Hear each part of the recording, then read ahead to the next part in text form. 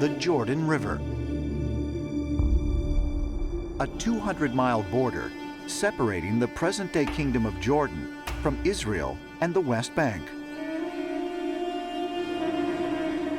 In 1400 BC, this waterway represented one of the final obstacles to the wandering Israelites' long-awaited entrance into the Promised Land. The Ark of the Covenant comes into its own when Joshua was given the task of leading Israel across the Jordan River. And the story is that the Ark of the Covenant would go first and be carried into the Jordan River. The water would stop flowing. Some energy came forth from the ark, causing the waters to literally stop and ascend, and therefore creating dry land for the entire children of Israel to pass on off into the Holy Land. But if this biblical story is true, what kind of power could the Ark of the Covenant have possessed that would cause a raging river to stand still? What if the people who wrote these stories were simply reporting on what they were actually seeing? If that's true, then the Ark of the Covenant clearly represents a technology that is more advanced than anything we have now. If you want to part water, maybe a good way to do it would be with high-speed winds. Because if you blow enough air, you can get the water out of the way, and you can actually maybe even form those two walls of water. There's some kind of technology that they're using, and it's so that they can accomplish their goals and continue on their journey, and they're able to use this extraterrestrial technology to do it. According to the Bible's book of Joshua, the Ark of the Covenant once again proved a powerful ally when the Israelites arrived on the western banks of the Jordan River, set on conquering the seemingly impenetrable walled city of Jericho. The reputation of the Israelites preceded them. People were terrified. They ever heard the rumors of the power of this great and awesome ark. They now come to the city of Jericho. The people were commanded by God to march around the city walls. They march around the city once on the first day. The next day they do the very same thing. The third, fourth, fifth, and sixth day is the same thing. On the seventh day, they march around and then they blow the trumpets and all the people shout. Between the marching of the feet, the sounding of the ram's horns, the shofar, and with some power not described from the ark, it enabled the big stone mighty walls of the city of Jericho to somehow be vibrated with a earthquake-type force, which caused them to collapse. When I hear that they had to walk around Jericho 7 times, and then the trumpets were the ones that allowed for those walls to crumble, one would have to ask yourselves, was there something else to it? Knocking something down like a wall with pressure is not inconceivable. So you could imagine trying to do this. Now, when you look at things, think of standard examples that we experience. When the space shuttle lands, we get the sonic boom. And you can feel it rattling the walls, and you can actually hear it. That's far away. Imagine getting a sonic boom closer to the object. You might be able to do significant damage to the wall.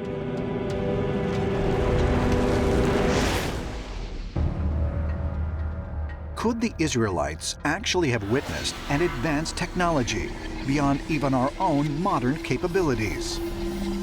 A machine that could instantly part waters and bring down stone walls. Some ancient astronaut theorists believe the best evidence that the Ark of the Covenant may have held alien technology can be found by studying events that took place 300 years after the sacking of Jericho, when the Ark was stolen.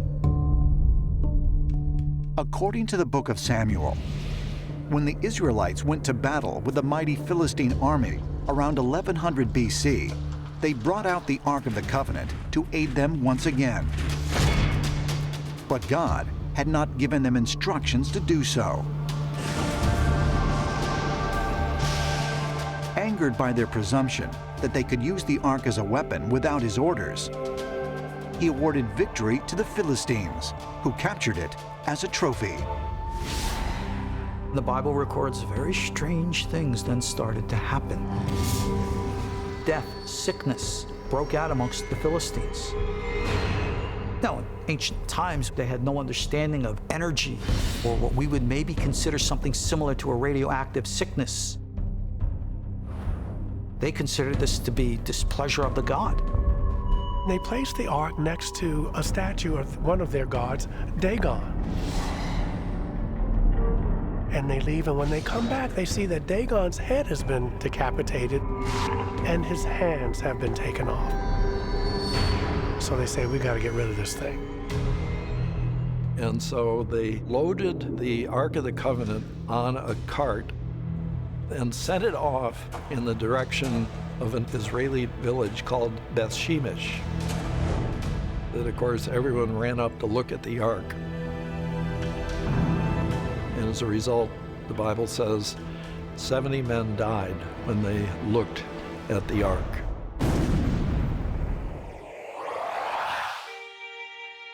July 1099 AD. Muslim-controlled Jerusalem is captured by medieval Christian forces. The bloody siege leaves the city ransacked by the victorious Crusaders. But spared from destruction are two mosques that have stood on Temple Mount for 400 years. These holy sites were saved to serve another purpose.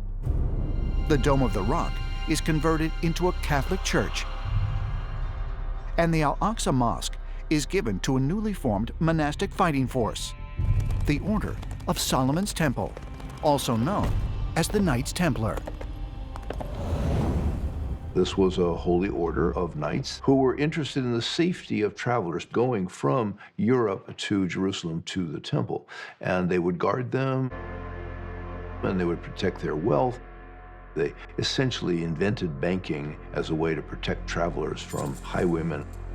But protecting pilgrims was not the Templars' only directive while stationed at Temple Mount. They were also charged with searching for treasure and religious artifacts. The Knights Templars got a commission from the Pope to actually do excavations at Solomon's Temple. And the Templars, that is largely what they did while they were in Jerusalem. The story there goes that the Templars actually discovered a secret chamber beneath the temple. They claim to have found all sorts of holy relics. And we know they found certain things because they became very rich very quickly. But legend said that amongst all these things they found was the Ark of the Covenant. On July 4th, 1187, the Knights Templar were forced to leave Jerusalem when Muslim armies retook the holy city. The Templars set sail for Europe, and it was rumored that they carried with them the holy relics they had recovered at Temple Mount, including the Ark of the Covenant. By the end of the 13th century, the Knights Templar had established a new base of operations in France. I do believe that the Templars did find the Ark and successfully transported it to Paris, where they were hailed as heroes. For some reason, overnight, nobles were trying to join the order. The King of France was promoting them. I believe the reason for that is because they succeeded in their mission to find the Ark, which is why they were there in the first place. The Templars used their vast wealth to finance the construction of Chartres Cathedral, one of the finest examples of Gothic-style architecture in the world. And it was rumored that the cathedral had a direct connection to the Ark of the Covenant. In 1966, in a book called The Mysteries of Chartres Cathedral, Louis Charpentier claimed that the Templars had indeed found this holy object and had brought it back to France, and that this had some way inspired the design of Chartres Cathedral, which embodied many principles of sacred geometry, mathematical ideas that had been brought over from the Sufi and Islamic peoples of the Holy Land. Sufism included a lot of ideas relating to sacred architecture. This was how to design the perfect house of God. Some believe that the Knights Templar actually built this breathtaking cathedral to house the Ark of the Covenant. There are many legends in France about where the Ark was kept during the time period the Templars were the guardians. Some say it was in the crypt of Chartres Cathedral. It's likely that the Ark of the Covenant was moved around to different locations in France to protect it and to keep it from being discovered.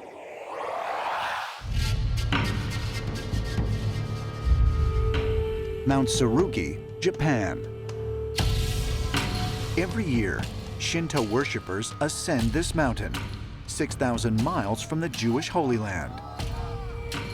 They carry an elaborate gold-clad chest that, like the Ark of the Covenant, is believed to contain the Spirit of God.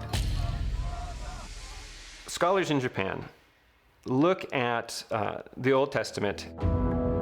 They also look at the kind of mythical foundational texts of Japan, like the Kojiki, and see certain similarities. And they like to think that these similarities are not just coincidences, but actually suggest ancient connections. Part of this theory is that these lost tribes of Israel brought the Ark to Japan, and it ended up at a sacred peak, Mount Tsurugi, and it lays hidden in the limestone caves underneath it. Could the Ark of the Covenant really be hidden in Japan? And might this explain why Shinto worshippers perform a ritual that's eerily reminiscent of the ancient Israelites carrying the Ark through the desert? One Japanese historian named Takane Masanori was so confident that the Ark of the Covenant was hidden in Mount Tsurugi, he actually performed excavations of the mountain in the 1930s. Excavations were started in 1936 on the peak or near the peak of Mount Tsurugi. And this research went on for some decades, and then it was all shut down. And the area is now a national park, so further research is banned for environmental reasons, so we won't know. The Ark of the Covenant has not been found in Japan, but the legend continues. Is it possible that a lost tribe of Israel made their way thousands of miles across the Asian continent and brought the Ark to Japan? It is just one theory out of many. Some biblical scholars suggest that Israel's high priests, anticipating the destruction of this city, stashed the Ark deep in a cave under Jerusalem's Temple Mount for protection. It is also believed that centuries later, the Ark was discovered in its hiding place and was taken away to safety by a group known as the Knights Templar. The Knights Templar were monks who were trained to fight as soldiers in the Holy Land during the Crusade, from the 1100s up until the 1300s. They discovered a great treasure. They themselves describe it as a great biblical treasure. There are certainly legends throughout Europe, and specifically France, of where the Ark of the Covenant ended up. Some say it was buried beneath Chartres Cathedral in the crypt. Some say it was buried in the Languedoc region near Rennes-le-Château. And we know that the Nazis excavated in depth in these mountains looking for the Ark of the Covenant. But some believe the Ark's journey didn't end in France, and that eventually it was taken even further to the north. There's been a rumor for years that the Templar treasure was actually taken through France by the Templars, and the story goes that it was then taken to Rosslyn Chapel in Scotland for safekeeping. Could the Ark of the Covenant still be hidden somewhere in Rosslyn Chapel? Or might it have been, as some ancient astronaut theorists suggest, taken far away to North America, where it was hidden deep underground and still lies buried. Perhaps, but there are those who believe that the Ark isn't hidden at all. They claim its whereabouts have been well known and well guarded for hundreds of years. Aksum, Ethiopia, the Church of St. Mary of Zion. A solitary monk who is not allowed to leave the grounds is charged with guarding the church's holiest relic. It is a job he has devoted his life to, and one he will keep until his death. There's a cathedral there called the Cathedral of St. Mary of Zion. And I started talking to the monk who guarded the chapel. And he told me that lying in that chapel was the original Ark of the Covenant. Now, at first it seemed to me like an incredibly tall story, but as I began to look into it, I realized that there was something to the Ethiopian claim. For example, why was there an ancient Jewish population in Ethiopia? It was like they were frozen in amber from an earlier time and caught in Ethiopia. And I got to know a succession of 3 different guardians of the Ark. Once appointed as guardian, they have a very short lifespan. They die very quickly. And one of them in particular pointed the issue of his eyes to me and the way that the cataracts were creeping over his eyes. And I said, what is causing that? And he said, it's the Ark of the Covenant that's causing that. He said, the Ark is a thing of fire. And there was such truth and power in his words that I began to feel very strongly that the Ethiopians could indeed have this object. Temple Mount, Old City, Jerusalem. And this 35-acre plateau, surrounded by ancient walls, has been considered sacred for thousands of years. The Temple Mount is sacred to Jews and Christians because it's at this spot that Abraham bound Isaac and prepared to sacrifice him in Genesis 22. For Muslims, this site is sacred because it's from the rock, where the Dome of the Rock today stands, that Muhammad ascended into heaven. What we have on the Temple Mount really is a mixture of 3 religions, and each one of them has got an aspect to it which makes the place even more important. But in origin, really what we have is a place where God touched down on planet Earth. And ever after, this is the place where communications with the afterlife or the divine realm is to be made. Each year, millions of pilgrims come to Temple Mount to worship God and celebrate holy occasions. But why? In the 10th century BC, King David and the Israelites chose this rocky high ground to build a great temple. This was the site that David, the great king of Israel, had conquered. And so it already had a kind of a blessing about it, because this was where the people of Israel were destined to center their lives in this sacred kind of place.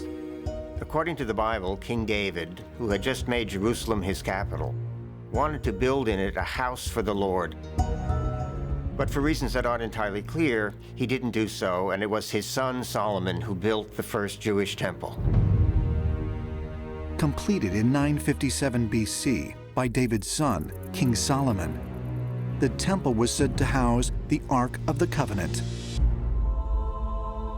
The sacred chest believed to have contained the stone tablets on which the 10 Commandments were written. But according to many ancient astronaut theorists, the Ark also may have contained a power source of extraterrestrial origin. In the Bible, you read about the Ark of the Covenant. Moses was ordered to go to the Holy Mountain, and the Lord gave Moses instruction to construct the Ark of the Covenant. As we know later, the Ark of the Covenant was something very, very dangerous. Solomon installed it in the temple, and it served as the focal point of the temple in its innermost room, the Holy of Holies. into which only the chief priest, the high priest, could go.